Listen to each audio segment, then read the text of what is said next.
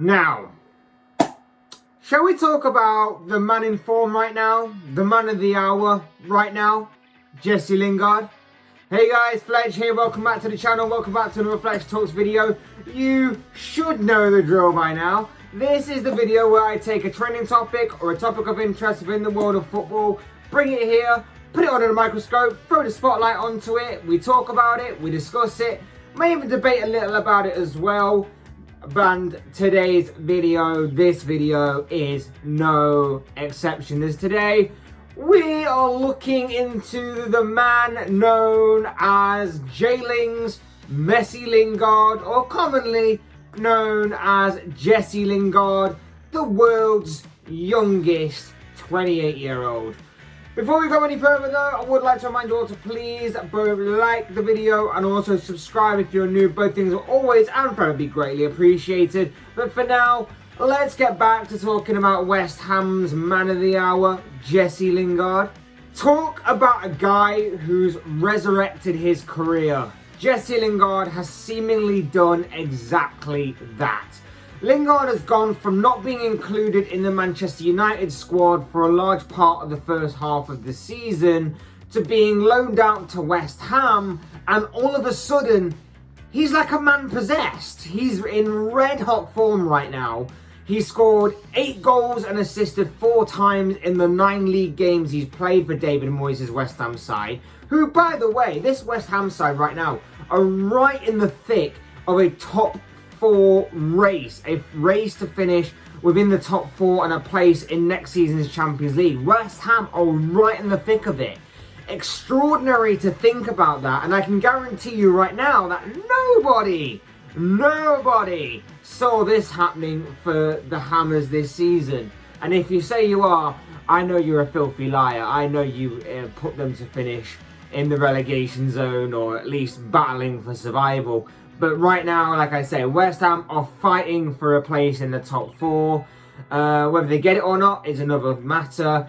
But Lingard, of course, is in the heart of this West Ham squad. He was, of course, loaned into West Ham in January till the end of the season. And judging by his performances and the amount of goals and assists that he's accumulated since his arrival, I can pretty much guarantee that West Ham might be kicking themselves for not including some sort of obligatory or optional buy clause to kind of have the first chance, so to speak, of signing him on permanently, or even signing him on at all.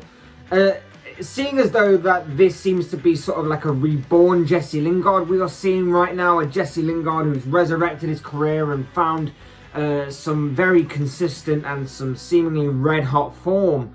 I imagine there will be a few other clubs that are very wary of this and have taken note of this guy's form and maybe keeping tabs on him, so to speak, as of right now.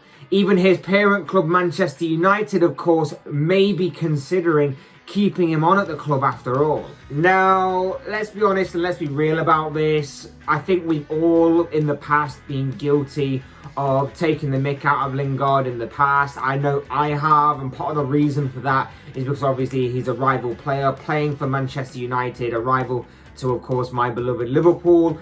But there was actually a period of time when Lingard, playing for United, actually found a bit of good form under the then United manager Jose Mourinho, of course. He hit a bit of a purple patch for a spell, but then sometime afterwards something happened and Lingard went on to become a very inconsistent and very average player. You couldn't question his commitment to Man United, you couldn't question his love of Man United, you couldn't question his work ethic either on the pitch, but there was nothing else to his game for a long time which made him stand out as being this average kind of player. He became a bit of an online meme. He went on a lengthy goal drought, even a lengthy drought of no assists as well when he would play. And he began winding fans up because of his off-the-pitch antics.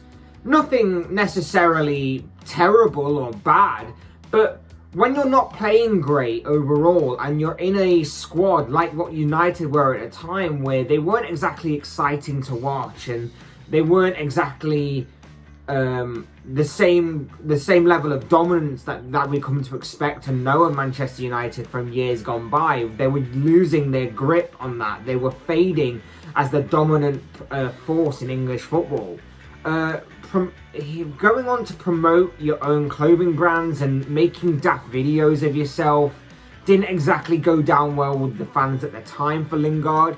Eventually, United, of course, did find a replacement for him in the form of Bruno Fernandes. And since then, Lingard has found himself consistently out of the United first team. But this loan move has offered him a chance of resurrection, and he seems to have taken it.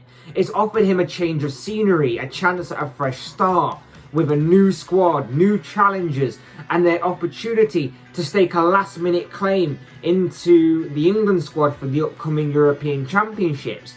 And like I say, right now, he seems to have grasped the opportunity with both hands, and he hasn't let go. And all the factors that I've talked about of a new challenge, new opportunity, so on and so forth, have all combined and seemingly done the guy the world of good. I think West Ham's counter-attacking style has played into Lingard's hands, and he's more suited to this style of play than he was at United, and it's showing within his performances. And as far as England goes, he's clearly a player that Gareth Southgate likes and trusts. He was, of course, part of the England setup under Southgate during the 2018 World Cup, and a return to form here has seemingly given Gareth Southgate the excuse to reintroduce him properly to the England setup. But from a club level point of view, where exactly does Lingard go at the end of the season? Where does Lingard go from here? For me, I think leaving United is a must. Like I said, I think the change of scenery has done him the world of good. And you can look back at his loan move and call it a brilliant piece of business, a brilliant move by manager David Moyes. And let's just say that he does make the move to West Ham permanent. He's got a good head start in this loan move that he's had. He has helped understand his role better at the club and his position within the team and the squad, of course. He's bedded in well with the rest of his teammates, and let's face it, he does seem quite a friendly, upbeat and lively personality within the dressing room, within the squad, within the team anyway. So someone the entire team, whether it's his parent club Manchester United or the adopted club in this instance West Ham, all kind of gravitate around, I guess you'd say. Plus, there's still the possibility that West Ham could get some form of European football this season. I can't believe I'm actually saying that, to be honest. I can't believe I'm actually saying that West Ham could be in the Champions League for next season. Whether it does happen or not, like I say, is another matter entirely. But at the very least, they could still get Europa League as well, which is still pretty big for a club like West Ham and a stepping stone in the right direction of where the club is going. And of course, you know, his position in the team isn't secure, isn't certain. Nobody should be. But it is more assured, it is more put at rest, at ease, so to speak, his position at West Ham, of course, than it is at Manchester United. He's got more chance of playing in European football at West Ham than United, and maybe that's what he's after.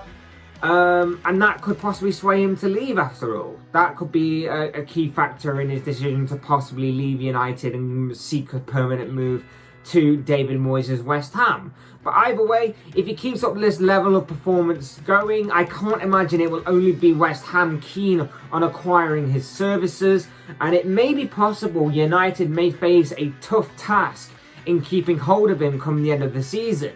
But on the other hand for United, his good form is doing absolutely no harm whatsoever in rising his price tag possibly. The price tag being placed on his head could be rising as we speak due to the level of performances he's producing on the pitch right now. And I will throw this into the conversation as well, because I do think it is a good point to be playing devil's advocate in this situation, because I think this point is worth considering. And it's just basically a question of whether this is just another purple patch of form for the Englishman. It's entirely possible that this could be a really good patch of form that Lingard has hit at the right moment. And we'll have to wait and see on the longevity of this hot streak he's seemingly on right now. Especially considering that when you play for a loan move, when you are sent out on loan, you're pretty much playing for your club career, aren't you? You're pretty much playing for your club career in the sense that you're either trying to force your way back into the plans of your parent club. In this case, he's trying to force his way back into Ole Gunnar Solskjaer's plans and the Manchester United first team and so on.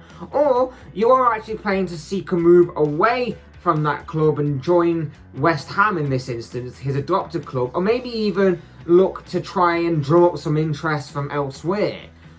He's also playing for his international career as well, because if you think about it, the England squad right now, for his position in that midfield, attacking midfield area, is very hotly contested right now, with a number of players that are all wanting to be in that role and be in the starting 11. So Lingard's got some healthy competition there, and playing well right now is certainly moving him back into Gareth Southgate's mind and Gareth Southgate's plans, I'm sure. So it's just worth considering that this loan move could just be a bit of a spell, and we'll have to wait and see, like I say, on the longevity of it all.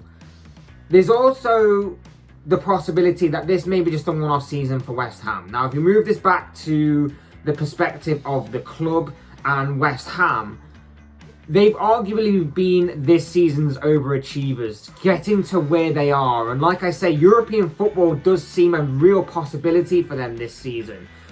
But we've seen in the past how European football can be both a blessing and a curse for most new teams that appear within these competitions.